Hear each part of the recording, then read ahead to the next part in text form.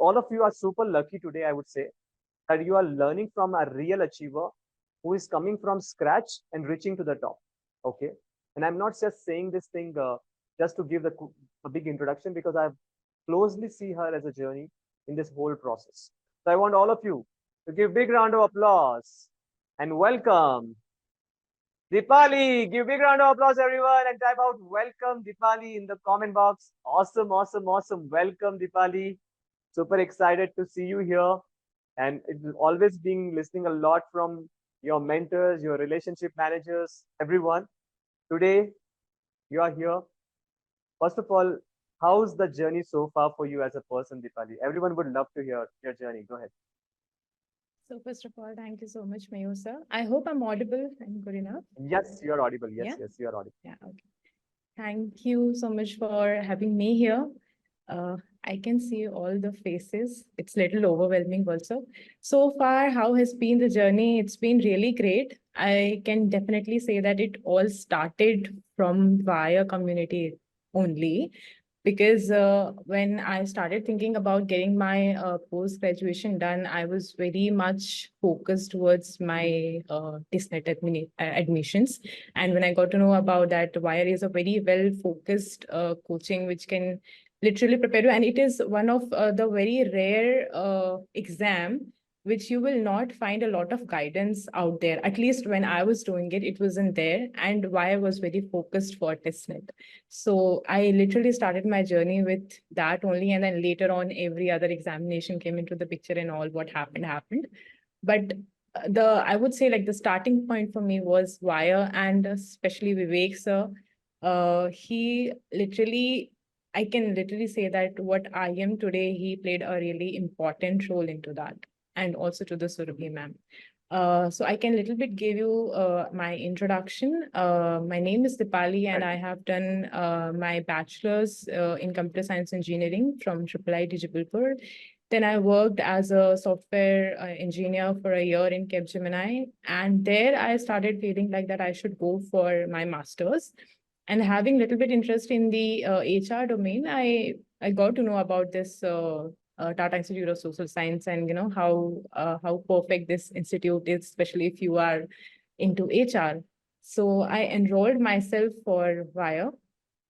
But as Mittal was also mentioning that you should always have your all options open. Please, guys, do make sure that that is the case, because I was very confident and focused for tests that I literally did not apply or filled form for any other examination. It was only test for me that, and I'm talking about this year, I think 2019.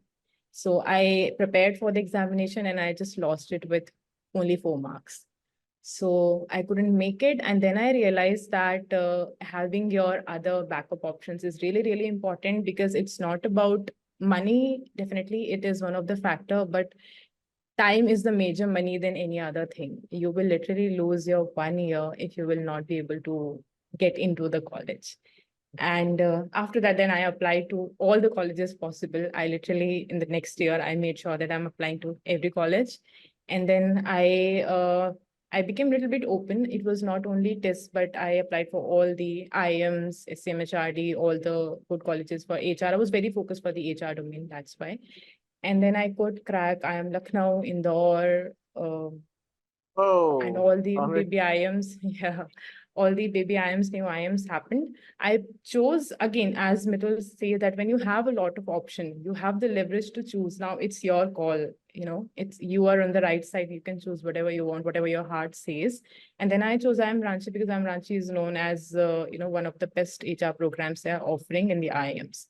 So I chose that one. I passed out from IIM Ranchi in the year of 2023, which was last year. Currently, I'm working as a senior consultant with Ernst& Young as a people consultant, and that was the Wow, journey. congratulations, Deepali. Mitul also touched on this aspect. What is the importance of having a community, having a mentor, and really surrendering to them? Because a lot of time, what we have seen, that you might have the best mentors, best people, best relationship managers, community, but somehow something stops you, right? Something doesn't allow, your ego comes in between or something like that. So how all of this will help you to, really clear all the three rounds, aptitude, application, selection, like what mentoring, how one can take best use of the mentoring. People would love to hear from you. So, in my story also, I would say like, when you have been in a very closed environment, and majorly what happens till you're bachelor's, you are not majorly exposed to the world, right? So it is very important to understand that how you can communicate and articulate your thoughts better. And I remember there was this very first session with Vivek sir, where he asked us to give him a video, recorded video on mobile phone. It was the COVID time. And in that video, we have to give our introduction on that video so that he can evaluate us. So that was the very first time I felt like that I literally faced camera and gave introduction of myself. And then I realized that how difficult it is actually to put everything into just 2 or 3 minutes of a video and talk about yourself in front of a camera. And he went through my video and then he gave me suggestions on how I can do better. And then I again recorded the video and then again he gave me more suggestions. So it literally took me like 3 to 4 times to get it correct. That was something which I realized that, first of all, it's very rare to get such kind of a guidance from your mentor. It's really rare. So Ma'am was also always there. She was always helping with the academic things. But I think Vivek sir always made sure that we are good with the communication and articulation, because that is what your management degree is all about. Academically, you will be able to do it, but in the admission process, you will see also no bachelor degree will ask you for the interviews, but management degrees always ask for the interviews because they want to know how good you are as far as your communication skills are concerned. That was the first thing. Second thing, I was also introvert, big introvert. I was never being that girl of doing class participation, everything. Academically, I'm all good, but when it comes to talking out, it's very difficult. So when you are into the community, when you actually see people, how they are giving answers, how they are reacting, what are their mindsets, their perspective, you also learn from themselves, and you also learn that how you can also put your thoughts out. So this is also something which I got to learn from this particular community. So these two things majorly. Third thing, which many of you might have heard about the MBA thing, that it's very important to have a good network. Networking is something which you start after getting into a B school, but no, it's actually starts before you're getting into a B school. So this is something which helped me here. If you have a VAIR community, you are in the group of all these people, WhatsApp group, Telegram group, everything is there. Stay connected with everyone, get to know how they're preparing for interview. We used to just make our small groups, and then we used to do group discussions, preparing ourselves for GDPI and everything. So that also helped as far as this particular community is concerned. So I think these 3-4 factors really helped me out because I was a part of this community. So Deepali, one thing, like a lot of people are always afraid of giving mocks, whether it is aptitude, whether it is CAT, or whether it is TIS, they are afraid of giving mocks. They don't want to give mocks and they are waiting for syllabus to complete. As you have also made that mistake at once, right? You are focusing on completing the syllabus, then focusing on giving mocks.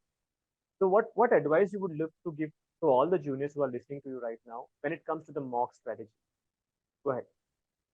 Okay, so I understand that if you have not completed the syllabus, it is a concern for, like, maybe because you will feel like there is a certain portion I have covered, so I'll be able to do good in that part. But for the rest of the part, it's not gonna happen good, and then the score will not come, the justified score.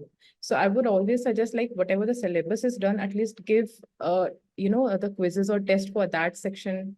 Definitely do that portion wise, or your segment wise, to be it verbal, be it GK or maths. So the thing is that you should have the habit of solving the questions or giving the answers to the question in the limited time period, what actually happens in the exam. That is what the mock is all about. And then you can definitely plan out your strategy that once the syllabus is completed, then you will start giving the mocks. I think that time will never gonna come because you're always losing behind the time. It's always like that. The clock is ticking, and I should say, like, there should be a proper strategy where you have divided your calendar properly, that by this month I should start giving mocks, by this month 3 to 4 mocks should be done, so that it also help you to understand and evaluate your performance. If you're not giving your mock test, then how will you able to evaluate that what are your weak sections and what are your strong sections? So I would say never afraid from the mocks. Always try to first start with the section wise mocks, and once you start feeling confident, then you should go with your full length mock examinations.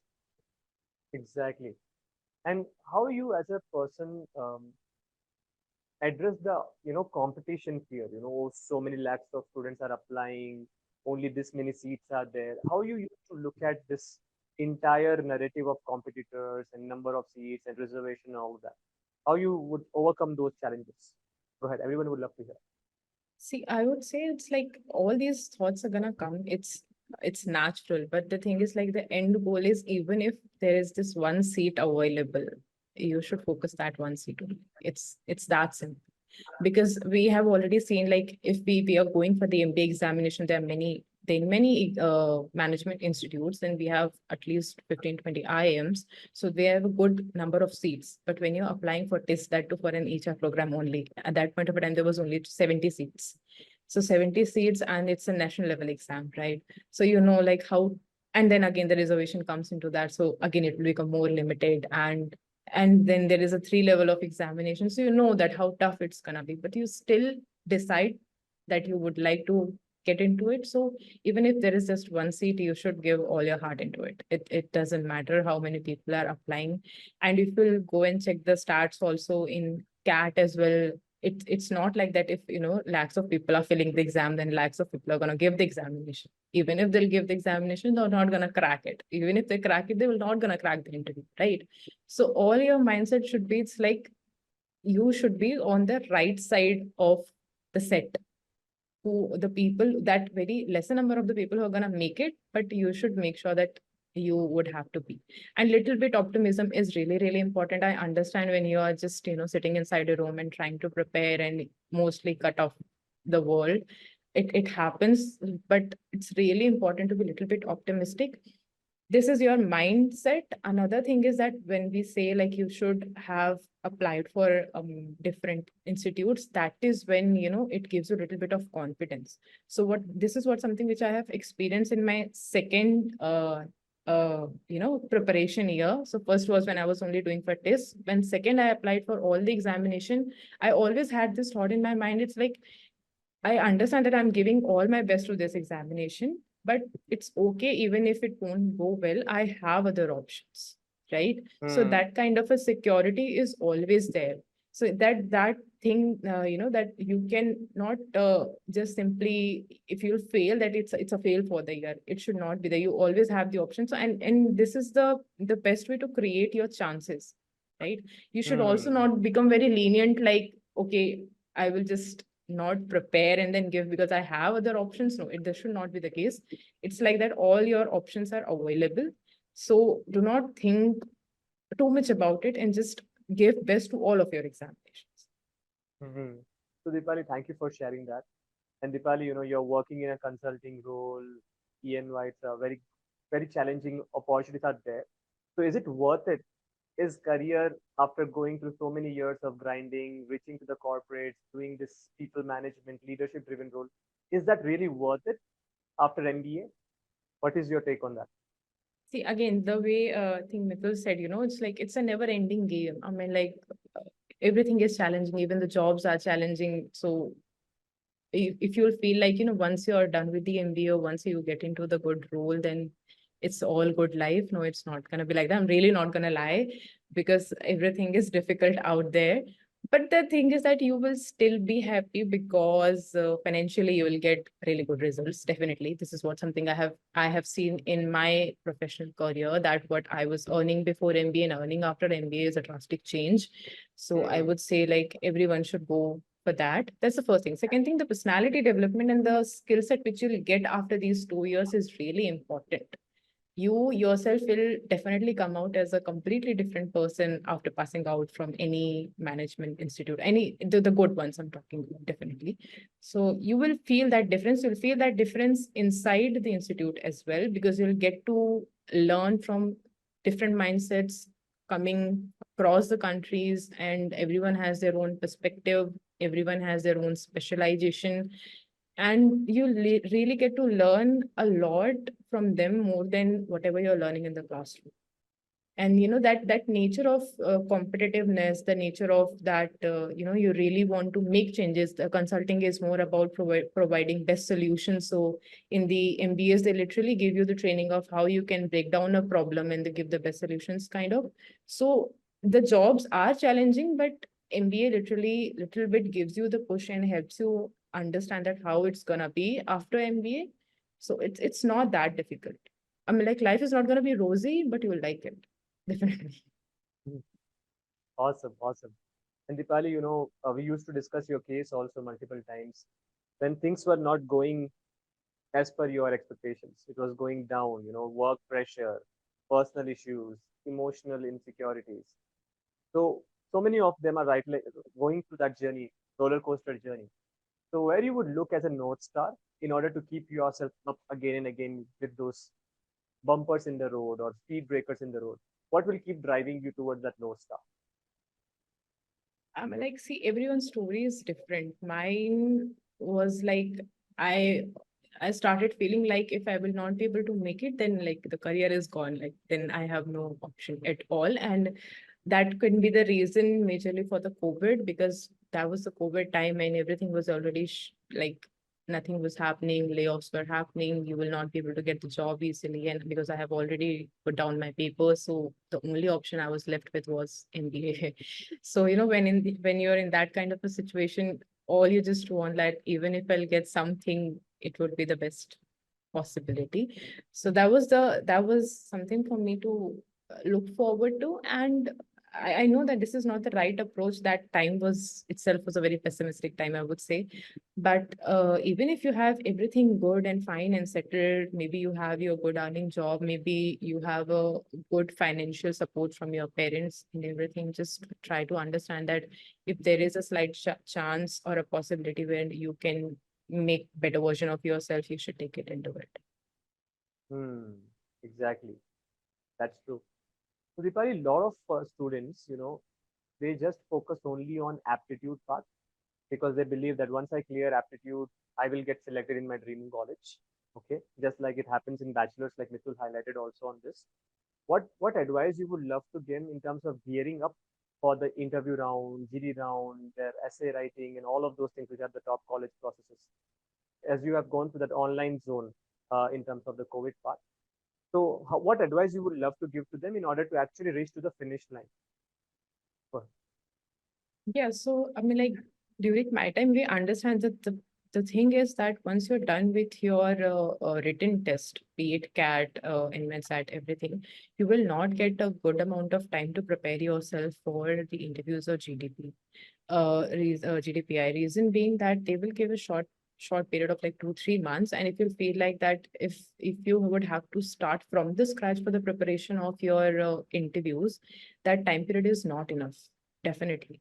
So what I have started doing, that from this community only from the WhatsApp group or the Telegram group, we just figured out 3-4 people who had interest in let's say different whatever the world affairs or the national affairs news, whatever is happening, we used to just join a call once a week and used to discuss everything about it, like pros, cons, details, infos, everything, so that we become a little bit fluent about putting our thoughts and ideas and become better in the articulation.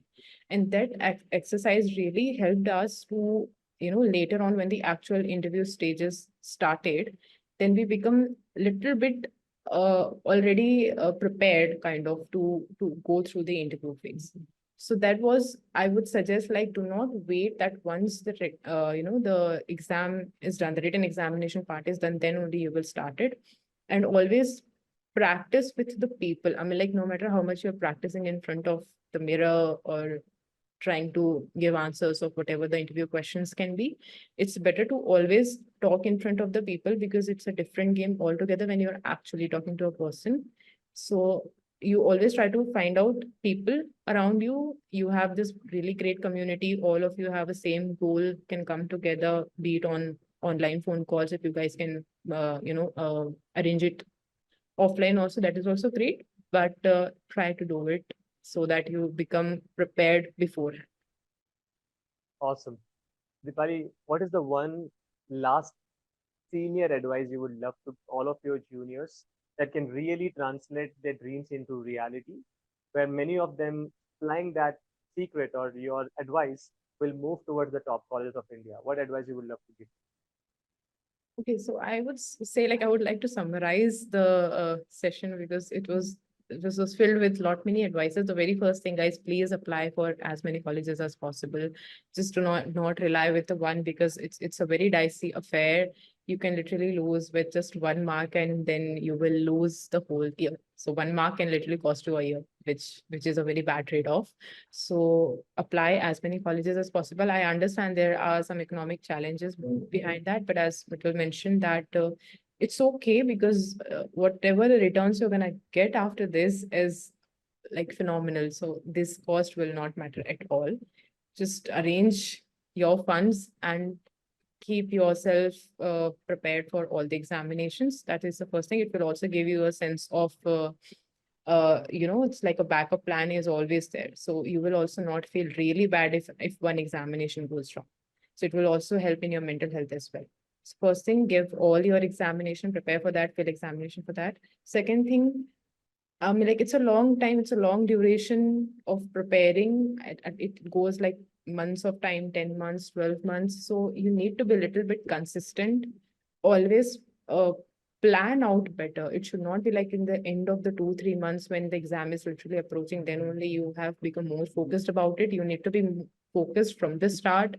Plan out your syllabus, what all you want to finish in whichever month. Keep giving mock tests are really, really important. Even if the scores are not coming really great, but at least you have this really hands-on experience of how to give the examination. You will get to know like which section should approach first or next, if the examination allows that, or whichever questions you are going good with, and whatever your weak sections are. So second is definitely give mock test. Third thing, you need to be optimistic. I mean, like, even if it's a single seat, no matter, you have to fight for that single seat also. So I think these three, and lastly is like this complete journey of preparation is not just going to help you to crack a good management institute. It's also going to help you later on, once you're admitted into the admission and admitted to the into the institute, and once you started attending the classroom sessions of any IIM, and then once you start getting into the placement sessions. So placements are also really important, and it's brutal inside IIMs. I should not make you guys afraid of that, but it's there. I mean, like, people are really sharp-minded, very well prepared, and you will always feel like, the guy just sits beside you who you never thought of can will make it to the best of the best company. So it's that competitive. So you have to make sure that this whole journey of preparation is actually preparing you for that phase as well. So put all your heart and soul into all this preparation time. Awesome, awesome. How many of you are feeling inspired listening to the journey of Dipali? Type out inspired in the comment box. Okay. And I really want to say one thing. If you apply what she has said, definitely you will turn your dreams into a reality.